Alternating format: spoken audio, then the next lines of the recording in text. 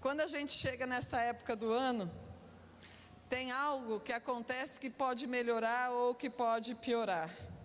Depende da maneira como estas coisas são administradas. São os conflitos familiares.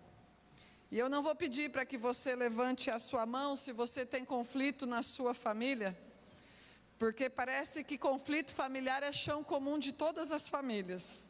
Difícil, quase impossível, famílias que não enfrentem conflitos de tempos em tempos. E quando chega nessa época do ano, algumas coisas podem acontecer. Famílias que deixam as diferenças de lado e que se reúnem por considerarem a grandeza da data, seja o Natal, as festas de final de ano. Famílias que se reúnem, mas daí alguém dá uma alfinetada, daí começa uma discussão e aquilo que era para ser algo tão gostoso em família, de repente vira uma guerra. Famílias que estão às vezes tão magoadas entre si, que não conseguem se reunir no mesmo ambiente e fica cada um para um lado. Ou famílias que simplesmente se reúnem mesmo e está tudo certo. Famílias que se reúnem para celebrar. A realidade dos conflitos familiares é algo tão comum que a Bíblia também não maquia a respeito das dificuldades existentes no seio familiar. E ela expõe detalhadamente os problemas, principalmente da família que deu origem à igreja, da família que deu origem a toda a nossa história, que é a família de Abraão. E quando lemos aqui o texto de Obadias, a respeito do juízo de Deus sobre as nações dos edomitas, é impossível que a gente compreenda o texto que nós leremos sem antes considerarmos o conflito existente na família de Isaac e de Rebeca. Então vamos ler o texto de Obadias, e nós o leremos todo. Eis, pois, a mensagem que Yahvé, o Senhor Deus, enviou a Obadias por meio de visão profética sobre a nação de Edom. Ouvimos um aviso de Yahvé e foi enviado um mensageiro por entre as nações para comunicar: levantai-vos, unamo-nos para atacar Edom. Vê, eu te farei pequeno entre as demais nações, será tratado com total desconsideração. A arrogância do teu coração te enganou, ó tu que habitas nas fendas do penhasco, na tua alta morada, que cogitas em teu íntimo: quem poderás me derrubar na terra? Ora, ainda que subas muito alto como a águia e estabeleça o teu ninho entre as estrelas, te derrubarei das alturas, garante Yahvé. Se roubadores o atacassem, saqueadores no meio da noite o surpreendessem, não furtariam somente o que lhes bastasse? Ó, como estás destruído! Se os que colhem uvas viessem a ti, não deixariam ao menos alguns cachos para trás? Contudo, como Esaú foi saqueado! Como foram pilhados os seus tesouros mais secretos e estimados! Todos os teus aliados te empurraram em direção aos limites das fronteiras. Os que mantinham paz contigo te enganaram e prevaleceram contra ti. Os teus melhores amigos, aqueles que comem do teu pão, são os mesmos que preparam armadilhas para teus pés. De fato, não há entendimento algum em Edom. Naquele dia, afirma Yahvé, exterminarei os sábios de Edom e os mestres dos montes de Esaú. Então os teus valentes ficarão apavorados, ó Temã, e todos os teus guerreiros serão eliminados dos montes de Esaú. E isso te ocorrerá por causa da impiedosa matança que realizaste contra o teu irmão Jacó. Serás, pois, coberto de humilhação e vergonha, e exterminado serás para sempre.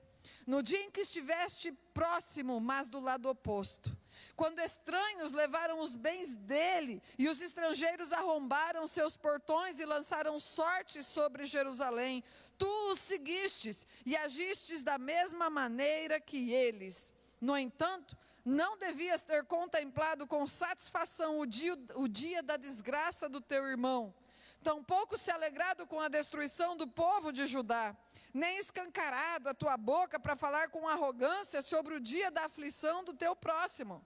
Jamais deverias ter entrado pelas portas do meu povo no dia da calamidade, nem devias ter ficado alegre diante do padecimento dessa gente no dia da sua ruína, muito menos ter roubado seus bens e tesouros durante o dia da desgraça do meu povo. Não devias ter feito emboscadas nas encruzilhadas a fim de liquidar as poucas pessoas que conseguiam escapar da matança, muito menos ter entregado alguns sobreviventes aterrorizados ao inimigo. Eis, portanto, que o dia de Yahvé está muito próximo, e esse dia vem sobre todas as nações. Como fizeste ao teu próximo, assim se fará contigo. O teu feito retornará sobre a tua própria cabeça. Do mesmo modo como bebeste da minha punição no meu santo monte, todas as nações ao redor igualmente o sorverão sem parar. Embebedar-se-ão de castigo até o fim, e serão como se jamais tivessem existido. Contudo, no alto do monte Sião haverá livramento, e lá estarão todos os que escaparam, e ele será santo, e a descendência de Jacó possuirá a sua herança. A casa de Jacó será semelhante a um grande fogo, e a casa de José como que labaredas. A descendência de Esaú será como a palha, eles a incendiarão e a consumirão. Não haverá sobreviventes da casa de Esaú, e assim será, porquanto Yahvé o disse. Os do Neguebe se apossarão dos montes de Esaú, os de Cefelá, as terras sobre a planície costeira e as montanhas, ocuparão a terra dos filisteus. Eles tomarão posse dos campos de Efraim e de Samaria, e Benjamim se apossará de Gileade. Os cativos do exército dos israelitas tomarão posse do território dos cananeus até Sarepta. Os exilados de Jerusalém, os que estão em Sefarade, ocuparão as cidades do Neguebe. O povo de Deus vitorioso haverá de subir o monte Sião e governará a montanha de Esaú, e Yahvé será o rei. Aleluia, Jesus. Obrigada pela tua palavra, Senhor. Vivifica nos nossos corações e nos dá entendimento. Em nome de Jesus. Amém. Queridos, é impossível nós lermos esse texto sem antes nós considerarmos uma questão familiar, justamente da família de Isaac e de Rebeca, porque foi precisamente um conflito na família deste patriarca que desembocou na hostilidade entre duas grandes nações, Edom, os descendentes de Esaú, e Judá, os descendentes de Jacó. Obadias é o menor livro do Antigo Testamento e não se sabe muita coisa sobre este profeta, mas ele oferece uma grandiosa mensagem. Deus não está alheio à maneira como nós conduzimos a nossa casa, à maneira como nós conduzimos a nossa família. Palavras e ações têm consequências. Quando nós lemos o texto de Gênesis, nós vemos um casal que se reúne por amor. Vocês conhecem a história. Isaac e Rebeca. Ambos se amavam. Depois de muito tempo, finalmente, Rebeca consegue engravidar e ela concebe gêmeos, Esaú e Jacó. O próprio Deus disse que Rebeca tinha duas nações que estavam pelejando, brigando no seu ventre. Desde a barriga, os meninos já estavam ali brigando. Quando as crianças nascem e crescem, os pais, Isaac e Rebeca, ao invés de tentarem minimizar essa rixa entre os irmãos, eles acabam incentivando, manifestando justamente as suas preferências. A Bíblia fala que Jacó preferia a Esaú, enquanto que Isaac preferia a Esaú, enquanto Rebeca preferia a Jacó. Deus já tinha deixado bem claro que a sua promessa seria sobre Jacó. No entanto, Isaac se opõe à vontade de Deus, falando para Esaú fazer-lhe uma refeição e que depois iria abençoá-lo. Todos nós conhecemos esta história. Então, Isaac resiste à vontade de Deus, porque mesmo ele sabendo que a vontade de Deus seria para Jacó, ele insiste em abençoar Esaú. Por outro lado, Rebeca quer manipular a Deus. fazendo a vontade de Deus, mas do seu jeito, enganando o próprio marido e ensinando o filho a fazer a mesma coisa. A gente não deve tentar mudar e nem manipular os desígnios de Deus. Qual foi o resultado disso? Vocês já sabem. Os irmãos se separaram. Jacó teve que fugir para não ser morto por Esaú. E depois de muitos anos, quando eles se encontraram novamente, houve uma reconciliação, mas eles nunca mais conviveram. Cada um foi para um lado. A partir daí, Jacó gerou a nação israelita e Esaú gerou a nação edomita, nações que foram rivais em toda a sua história. E o momento mais épico desta cisma, desta situação, talvez tenha sido justamente quando Jesus, judeu, se refere a Herodes, edomita ou também idumeu. Mesma coisa, como uma raposa, está lá em Lucas 13, 31 e 32. Jesus fala que Herodes é uma raposa por causa da sua astúcia e por causa da sua característica traiçoeira. Herodes o Grande, inclusive, foi aquele que mandou matar todas as crianças menores de 2 anos, todas as crianças judias menores de 2 anos. Então, pais, de que maneira nós conduzimos a nossa casa? Promovendo união e fortalecendo vínculos, ou incentivando a discórdia e a separação? Nós, como pais, nós precisamos nos lembrar que os nossos filhos aprendem, não somente através daquilo que nós falamos, mas também através do exemplo que nós damos. Então, não é apenas sobre aquilo que nós ensinamos verbalmente, mas a maneira como nós nos comportamos dentro das nossas casas. Os nossos filhos estão observando. E eles são que nem uma esponjinha. Eles absorvem tudo. Uma rixa entre 2 irmãos culminou na separação de 2 nações inteiras. Palavras e ações têm consequências. Uma pessoa ela é considerada madura e responsável quando ela é capaz de fazer essa relação entre causa e consequência. Então nós somos chamados a educar os nossos filhos de maneira madura, considerando causa e consequência. Por isso que muitas vezes, inclusive, a gente os disciplina quando pisam na bola, para que eles aprendam que quando erram, quando falham, quando pecam, quando ofendem, eles são responsáveis pelas consequências e arcam com elas. E também quando fazem as coisas como devem ser. Agora, por que então que Deus levanta Obadias para profetizar tamanho juízo contra os edomitas? O que eles fizeram? Será que foi só por causa daquilo que houve entre Esaú e Jacó tantos anos atrás? Nos versículos 10 a 14, olha o que o texto diz. E isto te ocorrerá por causa da impiedosa matança que realizaste contra teu irmão Jacó. Serás, pois, coberto de humilhação e vergonha, e exterminado serás para sempre. No dia em que estiveste próximo, mas do lado oposto, quando estranhos levaram os bens dele e os estrangeiros arrombaram seus portões e lançaram sorte sobre Jerusalém. Tu os seguistes e agistes da mesma maneira que eles, assim como os inimigos. No entanto, não devias ter contemplado com satisfação o dia da desgraça do teu irmão, tampouco se alegrado com a destruição do povo de Judá, nem escancarado tua boca para falar com arrogância sobre o dia da aflição do teu próximo.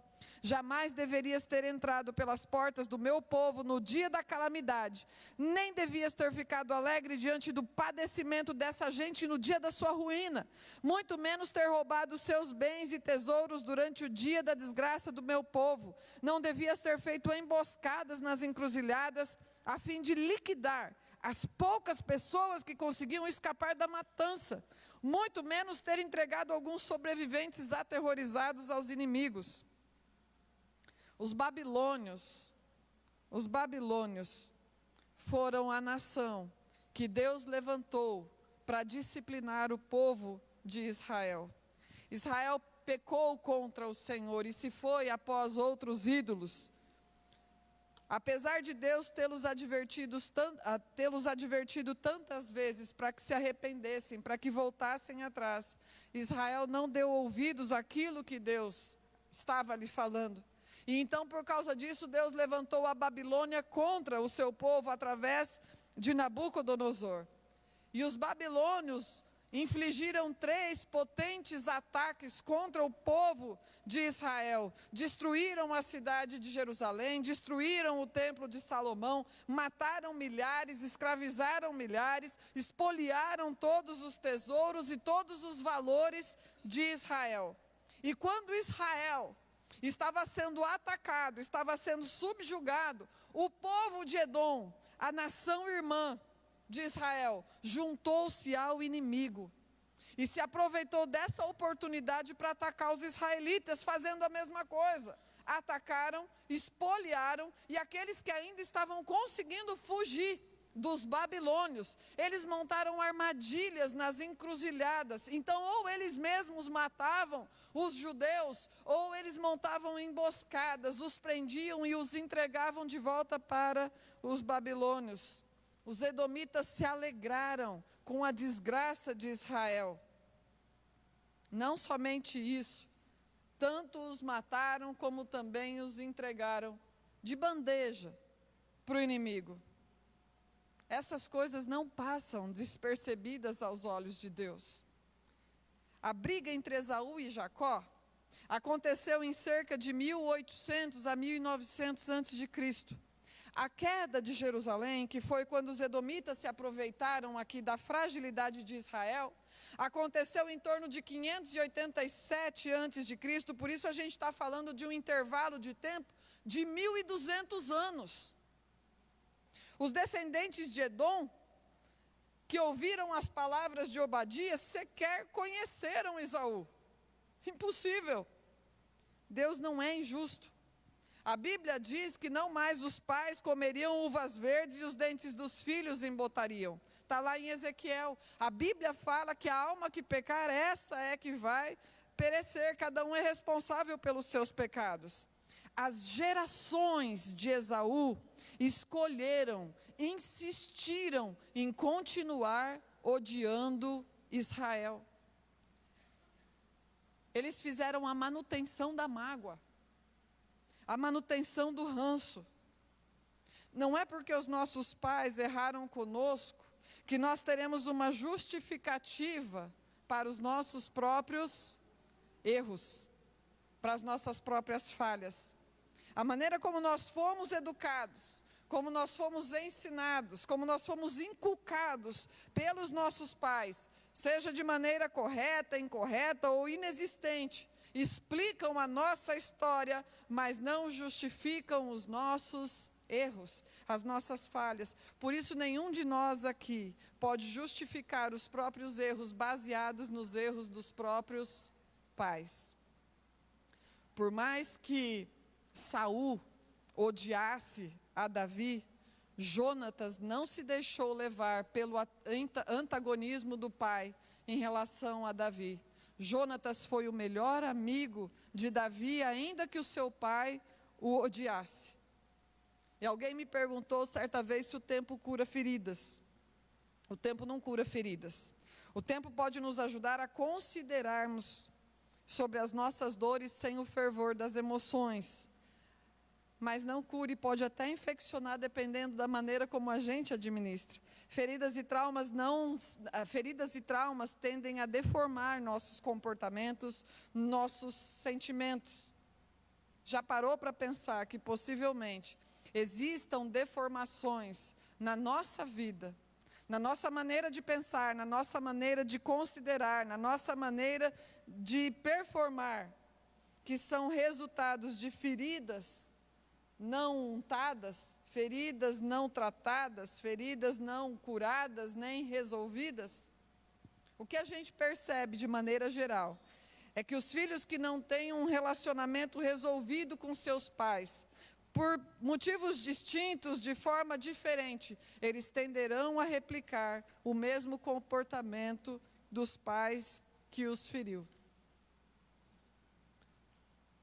Não adianta ficar esperando. O tempo não vai curar isso.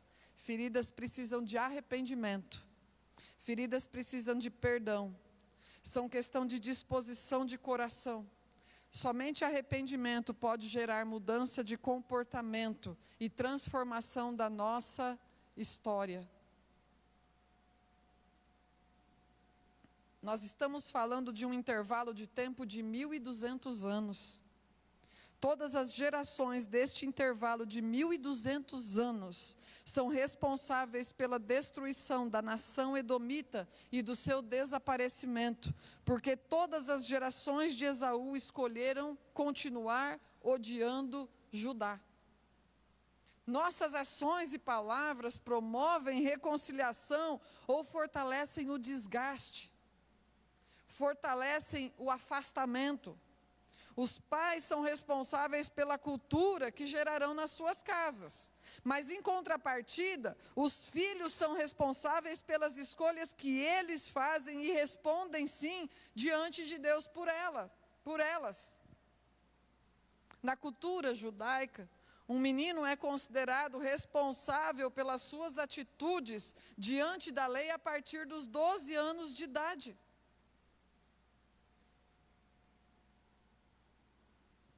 Então esse é o panorama, ou o contexto histórico, que levou o Senhor a levantar Obadias para profetizar contra Edom. Agora vamos considerar algumas características desse povo, dos edomitas. Olha os versículos 3 e 4. A arrogância do teu coração te enganou, ó tu que habitas nas fendas do penhasco, na tua alta morada que cogitas em teu íntimo, quem poderá me derrubar na terra? Ora, ainda que subas muito alto como a águia e estabeleça o teu ninho entre as estrelas, te derrubarei das alturas, garante Yahvé. Eles eram um povo orgulhoso, eles eram um povo arrogante. Os edomitas habitavam nas terras ao sul de Judá, uma região bastante montanhosa, uma região rochosa, e eles tinham Pela como sendo a principal cidade, e era uma fortaleza de pedra, mas uma fortaleza natural. Abrindo um parênteses, essa cidade de Pela é a atual cidade de Petra. Quando os árabes vieram depois e a tomaram, a rebatizaram de Petra. E até hoje, ela foi tombada como patrimônio mundial da Unesco, na Jordânia, no Oriente Médio. Se você pesquisar no Google, você vai encontrar a cidade de Petra e você vai ver que ela é uma cidade esculpida na rocha, lá. O acesso a essa cidade de Pela, por exemplo, se dava apenas por um cânion muito estreito.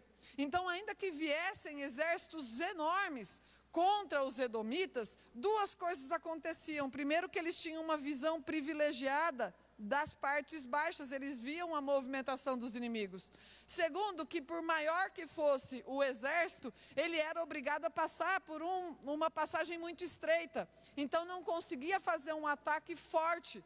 Indo com todo o exército, eles precisavam se espremer para passar. De maneira que os edomitas sempre tinham superioridade militar contra os seus inimigos. E como eles habitavam nesses lugares altos e tinham essa vista privilegiada, então eles tinham essa tendência a achar que de forma alguma qualquer exército pudesse abatê-los. Como o texto descreve aqui, as suas habitações que eram esculpidas na rocha ficavam tão no alto que no escuro, quem estivesse por baixo e olhasse e visse somente as luzes das fortalezas, das casas lá em cima, tinha a impressão de estar olhando para as estrelas. Tamanha altura. E eles habitavam então nas fendas das rochas. Essas características geográficas, inclusive, faziam com que os edomitas se sentissem inacessíveis, intocáveis, seguros nas suas habitações, autoconfiantes em demasia. Eles tinham um paredão de pedra esculpido do lado de fora e um paredão de pedra esculpido do lado de dentro também. Desde o passado, os edomitas eram um povo ressentido na sua história. E, em geral, muitas pessoas ressentidas tendem a ser orgulhosas e costumam levar paredões nos relacionamentos. Isso não costuma ser uma atitude consciente, mas é um comportamento deformado que foi desenvolvido justamente para evitar sofrimento. Há vários motivos que podem levar uma pessoa a se tornar orgulhosa, mas o orgulho também é uma espécie de estratégia da alma, daquele que se feriu muito e que também feriu a outros e que não deseja mais doer. Então os edomitas eram arrogantes, orgulhosos em si mesmos. Segunda característica, os edomitas eram um povo materialista. Quando você lê sobre as nações vizinhas de Israel, quando você lê sobre os moabitas, quando você lê sobre os amonitas, você vai ver que todos eles tinham os seus deuses, os deuses de Moabe, os deuses de Amon e assim por diante. Mas quando você lê sobre os edomitas, não se fala sobre os deuses deles, eles não tinham deuses. O Deus deles era a matéria, os bens, as coisas, tudo aquilo que fosse material. E eles eram tão materialistas, que quando os babilônios foram subjugar Israel, eles foram lá para roubar os tesouros. Eles foram lá para espoliar, eles eram materialistas a ponto de roubar. Materialistas a ponto de reter os bens e querer os bens para si. Materialista não é ateu. Ele acredita que Deus existe, mas ele não reconhece como seu Senhor. Por isso que a Bíblia coloca as riquezas como um ídolo possível de competir com Deus nos corações das pessoas. Talvez a gente fique chocado ao imaginar o absurdo dessas pessoas, os judeus sendo massacrados, roubados, e os edomitas entrando nas cidades e nas casas para tirar de lá os despojos, os tesouros. Mas talvez, numa dimensão diferente, não seja muito diferente da gente pensar quando os caminhões de carga tombam nas BRs e o povo vai em cima para saquear as cargas. Às vezes a vítima ainda até está lá no meio dos destroços, dos caminhões. Já viram isso? O povo tudo saqueando as cargas ali. E às vezes a vítima ainda está presa nos ferros. Gente, ser humano é ser humano. A gente é caído desde o Éden. Nós não somos melhores, nós não melhoramos com o tempo. Quem é o Senhor da nossa vida de verdade, de fé e de prática? Deus ou as riquezas? Terceira característica, os edomitas eram um povo cruel.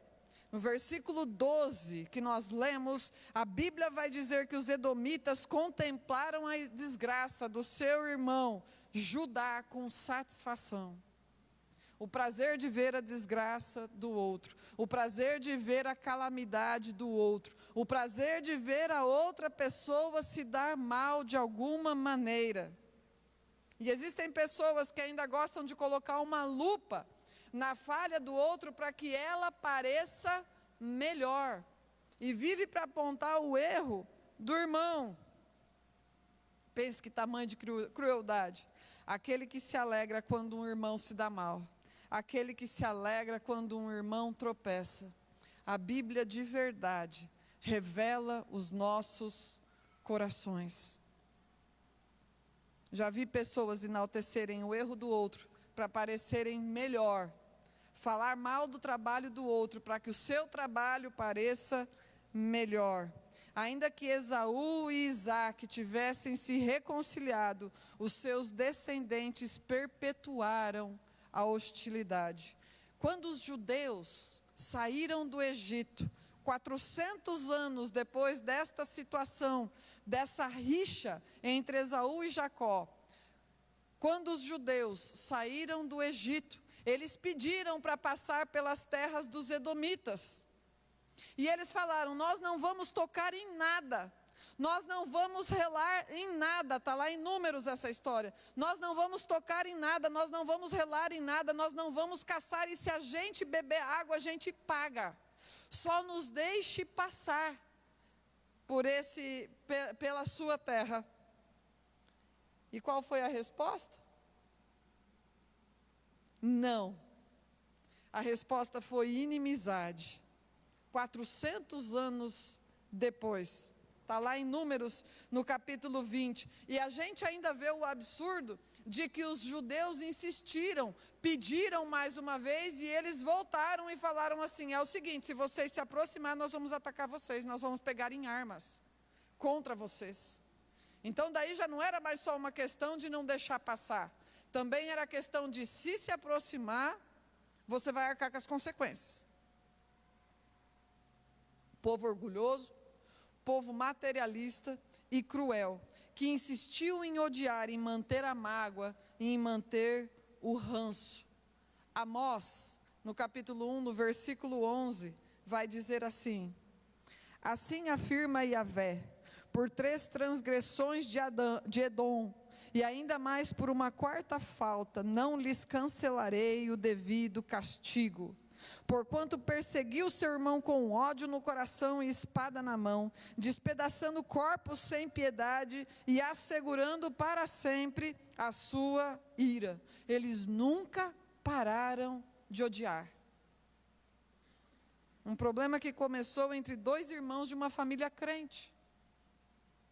Os edomitas permitiram que o ódio tomasse tamanha proporção nos seus corações, e por tanto tempo que Deus, em Malaquias no capítulo 1, no versículo 4, disse que Ele estaria irado contra esse povo para sempre. Foi algo como: já que vocês insistem em odiar, decidiram que para sempre vão odiar no seu coração, então eu também não vou deixar de me irar contra vocês. Está lá em Malaquias capítulo 1, versículo 4. Tem muitas coisas para a gente aprender nessa história. Tem muitas coisas para nós aprendermos através do texto de Obadias, e todas essas coisas que nós estamos falando, não são coisas que simplesmente aconteceram lá e nunca mais aconteceram. Quantos dramas familiares a gente percebe, quantos dramas nós vivemos. A destruição de Edom nos ensina, como diz a Bíblia, que o orgulho precede a queda. O orgulho precede a queda. Onde é que está o Império Babilônico, que estava massacrando os judeus? Desapareceu. Foi conquistado pelo Império Medo-Persa. Onde é que está o Império dos Edomitas? Onde é que estão os Edomitas? Desapareceram também. Uma rixa entre 2 irmãos culminou na separação de 2 nações inteiras. E o que a gente sabe é que os Edomitas desapareceram por completo por volta de 70 depois de Cristo, sob a liderança do general Tito, que era filho do imperador Vespasiano, que conquistou e destruiu Jerusalém quando da primeira guerra judaico-romana. E o povo judeu permanece até hoje. Permanece até hoje. Naquela época, os judeus estavam sendo massacrados, estavam sendo pilhados, estavam sendo destruídos, e parecia o fim daquela nação. Parecia que não ia sobrar ninguém. Quem está por cima se vangloriando, em algum momento vai perecer, porque o orgulho precede a queda. Olhem para aqueles que hoje se vangloriam, seja nessa esfera da nossa localidade, dentro da nossa família, às vezes, algum parente. Primeiro a gente olha para a gente, né? Os nossos amigos, as pessoas com quem a gente se relaciona, e olha até os poderosos que estão em posição de governo, seja no nosso país ou em outros lugares. Todo aquele que se orgulha diante de Deus vai cair, porque está escrito na Bíblia. Você vê uma pessoa orgulhosa e altiva hoje, alguém que não se dobra, que é obstinado, que não se submete, que acha o tempo todo que está tudo bem e que tudo o que faz é melhor do que todo mundo, que tem uma atitude de superioridade em relação às outras pessoas. Ninguém educa filho melhor, ninguém tem casamento melhor, ninguém dirige melhor uma empresa, ninguém organiza melhor, ninguém canta melhor, ninguém ensina melhor, ninguém educa melhor, ninguém cuida melhor. O orgulho parece ser o chão comum de todo ser humano. Eu já sofri um tanto com isso. Orgulho de ter conhecimento. Comecei achando que eu sabia mais do que os meus pais. Viu, jovens? Não vão por esse caminho. A partir dos 15 a gente acha que a gente sabe tudo, né? Quando a gente é jovem, eu costumo falar que a gente é com coragem sem noção. A gente é meio assim. Aí quando Deus me mostrou que eu não sabia coisa alguma, quando eu caí, foi a coisa mais terrível e mais maravilhosa que Deus fez na minha vida. E a coisa mais misericordiosa também. Se tem uma coisa que faz parte da bondade de Deus nas nossas vidas, é quando Deus nos humilha, quando Deus nos torna humildes, quando Ele faz a gente enxergar que a gente é humus, que a gente é feito de barro. Então, hoje em dia, quando eu vejo alguém se exaltando muito a respeito de si mesmo, eu penso duas coisas. A primeira, vai dar ruim. Eu já sei. A Bíblia diz, eu penso, vai dar ruim. A segunda é, Senhor, tem misericórdia dessa pessoa e de mim também. No final das contas, o orgulhoso é um pecador com um sentimento incrível de inferioridade, que levanta muros bem altos para que ninguém possa enxergar a sua própria miséria. Por isso, queridos, apesar de ser bem difícil, amem os orgulhosos, amem os metidos, amem os arrogantes, aqueles que se acham. Amem aqueles que acham que podem todas as coisas. Eles são muito difíceis de serem amados, mas são carentes. E se eles não se arrependerem quando vier a sua ruína, porque vem, então pode ser que você tenha a oportunidade de manifestar afeto na vida dessa pessoa neste momento de vulnerabilidade. Tem muitas ostras que só abrem sob pressão. Tem horas que é assim. Mas são as oportunidades também que Deus nos dá, a fim de que corações sejam sensíveis ao Evangelho. Amem os orgulhosos. Novembro de 2019, pastor Evert, eu, pastor Davi e a Miriam, nós fomos participar de um congresso no Rio de Janeiro chamado Call to All. E nós nos reunimos com cerca de 5.000 pastores e missionários. E ali nós nos organizamos para fazer um evangelismo, uma anunciação do evangelho de uma forma organizada. E cada um traçou estratégias nas suas mesas de que maneira que nós trabalharíamos nas nossas localidades. E nós participamos disso. E nós também entendemos algo que nós faríamos aqui na nossa região, aqui no nosso bairro. Fizemos uma parceria com a SBB, compramos milhares de Bíblias e entendemos de fazer um abibliamento na nossa comunidade, no nosso bairro. E isso foi em 2019 e a gente se organizou para fazer isso a partir do início de 2020. O que aconteceu em 2020? Deus pegou um cavalete, colocou no mundo e falou, em obras. Pandemia. Pandemia. E aí na nossa última reunião de oração, estávamos em 10 pessoas aqui reunidos, e seria a nossa última reunião presencial de oração, porque já tinha sido determinado que não podia mais haver ajuntamento, e nós estávamos orando. E eu lembro que na oração eu falei, Deus, eu não preciso entender, mas eu vou falar para o Senhor que eu não entendi. Eu não entendi, porque a gente se organizou, a gente queria fazer o abibliamento, a gente fez a parceria para comprar Bíblias e assim por diante. E agora, a hora que a gente se organiza para sair, para anunciar, para falar, o Senhor fez um lockdown global. Falei para Deus, fiquei sem entender. E quando eu estava orando a respeito destas coisas, veio um entendimento para o meu coração. Como se o Espírito Santo falasse algo assim, vocês se organizaram para anunciar, porque de verdade esta é a parte que lhes cabe. Mas eu vou fazer aquilo que vocês não podem fazer. Eu vou gerar corações que ouçam. A gente insiste em amar as pessoas. E se Deus quiser, em algum momento, o coração delas se abre para o amor de Deus. Mas esse abrir do coração é a soberania do Senhor, é o Espírito Santo que faz isso.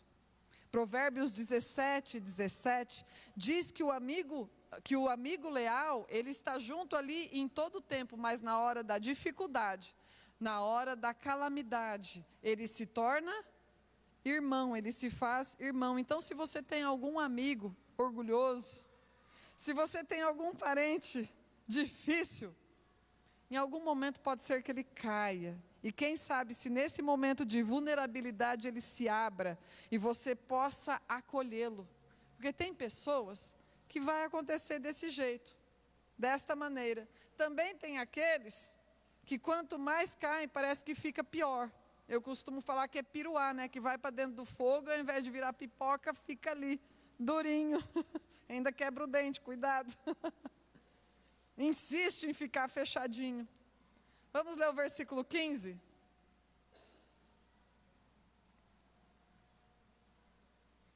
Eis, portanto, que o dia de Yahvé está muito próximo, e esse dia vem sobre todas as nações. Como fizeste ao teu próximo, assim se fará contigo. O teu feito retornará sobre a tua própria cabeça. E aqui, a Bíblia está falando sobre a lei da semeadura. Todas as nações vão passar pelo julgamento de Deus. Nações cristãs, nações pagãs, nações ateias, o Brasil vai passar diante de Deus, vai comparecer perante Deus. Então não dá para a gente insistir em plantar o mal e achar que vai colher o bem. Deus está falando que aquilo que a gente fizer vai voltar para a gente. Aquilo que a gente planta, retorna para a gente. A guerra milenar entre duas nações começou com um pequeno problema doméstico, dentro da casa de uma família crente. Será que nós temos sido negligentes ou tolerantes demais com coisas que nós não deveríamos? Seja a respeito de nós mesmos, seja a respeito dos nossos filhos, das pessoas que nós amamos. Educar dá trabalho. Educar é cansativo. E tem momentos que a gente corre o risco de tolerar coisas que a gente não deveria ou sermos negligentes porque a gente está cansado. A gente não pode se entregar para o cansaço, a gente precisa ser aplicado na educação dos nossos filhos hoje. O que nós temos plantado? O que nós temos semeado? O que nós temos feito que não deveríamos continuar fazendo? Ou o que é que nós não temos feito e nós deveríamos nos dispor a fazer? Agora presta atenção no versículo 17. Contudo, no alto do monte Sião haverá livramento, e lá estarão todos os que escaparam, e ele será santo, e a descendência de Jacó possuirá a sua herança.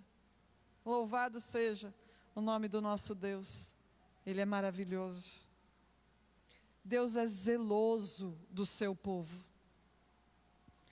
Deus estava executando juízo contra o seu próprio povo, disciplinando os israelitas, mas ainda assim, isso não dava o direito aos irmãos de Jacó, os edomitas, o direito de tripudiar sobre eles no dia da sua calamidade, ferindo-os ainda mais, roubando ainda mais, matando ainda mais e se alegrando da desgraça deles. Em alguns momentos nós percebemos que alguém fez escolhas erradas na sua vida. E a gente percebe quando as pessoas estão colhendo as consequências daquilo que plantaram ainda assim. Nós não temos o direito de tripudiar em quem está numa situação complicada. Mesmo que seja a partir das suas próprias escolhas, mesmo que as decisões que essa pessoa tomou a tenham colocado naquela situação difícil. A pessoa já está na pior. A pessoa já beijou a lona, como diz o outro. Ela já está passando por aquela dificuldade. E a gente não pode assumir a postura do bem feito, ou então a postura mais santa, né? A gente fala, plantou, colheu. Uma coisa é constatação, outra coisa é falar plantou, colheu como um bem feito. Tem diferença. Ainda mais com a nossa própria família, ainda mais com a família da fé. Agora, por outro lado, se você fez escolhas indevidas. Em 2025, em 2024, em 2023, em 2020, em 2015. Em 1980, em 1990, em 1970, se você fez as escolhas indevidas e agora você está colhendo as consequências das suas más decisões ou pecados, saiba que no alto do monte Sião, em Cristo, há livramento para você. Há livramento para cada um de nós. Tudo aquilo que você plantou de ruim e que frutificou, vai passar. Essa colheita terrível vai passar. E se você começar a plantar coisas boas, então você também colherá no tempo certo as coisas boas que você está plantando. Então não invista em ficar hostilizando alguém que porventura esteja se alegrando com a sua dor. Não vale a pena. Alguém que esteja sendo cruel contigo, não vale a pena. Alguém que esteja se alegrando da sua dificuldade financeira, da sua dificuldade física, de uma calamidade familiar ou emocional pela qual você está passando. Texto de Isaías 42, no versículo 3, ao se referir a Jesus Cristo, diz que Ele não quebrará o caniço rachado e não apagará o pavio que fumaça. O caniço rachado ou a cana trilhada, depende da versão, representa as pessoas feridas, as pessoas que estão sofrendo. E o pavio fumegante fala daqueles cuja fé está enfraquecida, que a fé já está quase extinta, já quase foi extinguida a fé ali. Jesus se preocupa com os fracos. Jesus se preocupa com os desanimados e com aqueles que estão em sofrimento, não para desprezá-los, não para destruí-los, mas para restaurá-los, para reacendê-los. E Mateus cita esse mesmo texto de Isaías, depois de Jesus ser curado a mão atrofiada de um homem num sábado. Jesus veio para os vulneráveis. Ele cuida do seu povo. E Ele cuida de você, não porque você seja perfeito, mas porque você é dEle. Nós somos dEle, propriedade exclusiva dEle.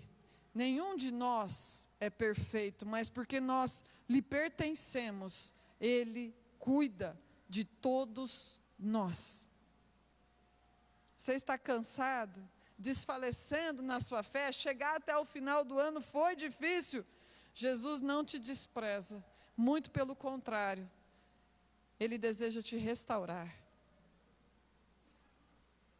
Por causa da queda do homem, lá atrás, no Éden, todo ser humano, sem exceção, todos nós, temos uma história de feridas. Todos nós, sem exceção, temos uma história de sofrimento. Sofrimento faz parte da existência de todos nós. Todos nós doemos, todos nós sofremos, todos nós magoamos, todos nós somos magoados e, em geral, a nossa história de dores vai alimentar dentro de nós um orgulho, aqui nos nossos corações. Nós sofremos porque somos orgulhosos e nós somos orgulhosos porque também sofremos. Vai acontecendo uma retroalimentação. Orgulhosos e feridos, nós não nos relacionamos devidamente com as pessoas. A gente tem muita dificuldade com isso. Muitas vezes a gente ofende as pessoas e em outras nós nos defendemos das pessoas que estão nos ofendendo. E desta maneira, nós procuramos um lugar alto para nós habitarmos. Um lugar onde as pessoas não possam nos magoar. E onde nós também estejamos em posição superior, a fim de que a gente possa ofender e atacar antes que alguém venha nos ferir. E esse lugar alto pode ser o cargo de uma igreja, pode ser uma posição numa empresa, um currículo robusto, um carro, uma casa, popularidade, estrutura familiar, um hábito, um tipo de comportamento. o texto de Obadias, no versículo 3, diz que os edomitas habitavam nas fendas da rocha. No entanto, por mais estrategistas, por mais astutos e inteligentes e articulados que eles fossem, ninguém pode escapar de Deus e da sua justiça. Conforme diz o texto bíblico, todos sem exceção, um dia compareceremos diante do Senhor e diante dele nós lhe prestaremos contas. As posições se invertem. Herodes, o edomita, matou milhares. E agora, Herodes? Perseguiu os judeus. Era a maior autoridade na época. E agora, Herodes? A justiça divina alcança todas as pessoas. Só existe um lugar onde você e eu podemos nos refugiar da ira divina e receber favoravelmente a justiça de Deus. E esse lugar não é nas fendas das rochas da cidade de Petra, na Jordânia, no Oriente Médio. Patrimônio da Unesco. Houve uma história, houve um momento na história do povo do deserto, em que eles ofenderam a Deus com idolatria, se curvaram diante do bezerro de ouro. E Deus fez com que eles colhessem a consequência lá no deserto mesmo, daquilo que eles tinham feito, do tamanho da ofensa que eles tinham feito contra Deus. Deus se irou, porque o povo tinha caído em idolatria e os castigou. E Moisés, desejoso de ser assegurado por Deus, que a sua presença os acompanharia em toda a sua peregrinação, Moisés pede para ver a glória de Deus. Está lá em em Êxodo 33. Moisés pede para ver a glória de Deus. E no versículo 22 diz assim: quando passar a minha glória, eu te colocarei em uma fenda da rocha, e te cobrirei com a palma da mão, até que eu tenha passado. Êxodo 33, 22. Verdadeiramente, é na fenda da rocha, o lugar onde o homem pode se refugiar da ira divina, já que todos nós somos pecadores, mas não se trata de um relevo na geografia desse mundo horizontal. Quem é a nossa rocha? Quem é a rocha? A palavra fenda quer dizer ferida. Então não se trata de apenas estar na rocha que é Deus, mas na ferida da rocha, ou no ferido da rocha que é Jesus Cristo. Foi pelas suas feridas, foi pelas suas chagas que nós fomos sarados. Você não precisa ofender ninguém. A palavra ofender vem de fende, que significa ferido, que significa fenda. Você não precisa ofender pessoas, fazer feridas em pessoas. E você também não precisa se defender das pessoas. Tem a mesma etimologia, defender, ofender, vem tudo de fende, que é fenda, ferida. Você também não precisa ficar se defendendo das pessoas, se esquivando de feridas, porque é impossível nessa vida. O que você precisa é estar em Cristo. Ele é a fenda da rocha, a ferida da rocha. Nesse lugar, nós recebemos a sua justiça, nós somos escondidos da ira divina, e nesse lugar nós podemos ver a glória de Deus, que é Cristo. A misericórdia de Deus cobrindo a iniquidade do homem, a nossa iniquidade, a nossa ofensa, o nosso pecado. E o sinônimo para fenda, na Vulgata, que é a versão latina da Bíblia, é vulnus, que significa vulnerabilidade. Se você pegar essa versão, muitas vezes onde vai aparecer ferida, vai estar escrito vulnus lá. E vulnerável é todo aquele que pode ser ferido. Em Cristo, o ferido de Deus, nós podemos ser feridos, e as nossas feridas não vão nos deformar. Muito pelo contrário, as nossas dores e os nossos sofrimentos são justamente os instrumentos que Deus usa para aperfeiçoar a nossa fé e para formar Cristo em cada um de nós. Em Cristo, vulneráveis, nós teremos um grande gozo quando nós passarmos por provações, sabendo que a nossa fé, uma vez provada, vai produzir em nós perseverança. Porque eu estou em Cristo, vulnerável, eu posso sofrer sem endurecer, sem virar piruá, sem acender a minha autopreservação, que me leva a atacar as pessoas, ou ofendê-las, ou me esconder. Na fenda da rocha, que é Cristo, nós podemos amar os nossos inimigos e orar por aqueles que nos perseguem. Então, onde nós estamos? É o último domingo de 2028. Nós estamos nos escondendo de Deus em algum esconderijo que nós fizemos com as nossas próprias mãos? Ou nós estamos em Cristo, vulneráveis?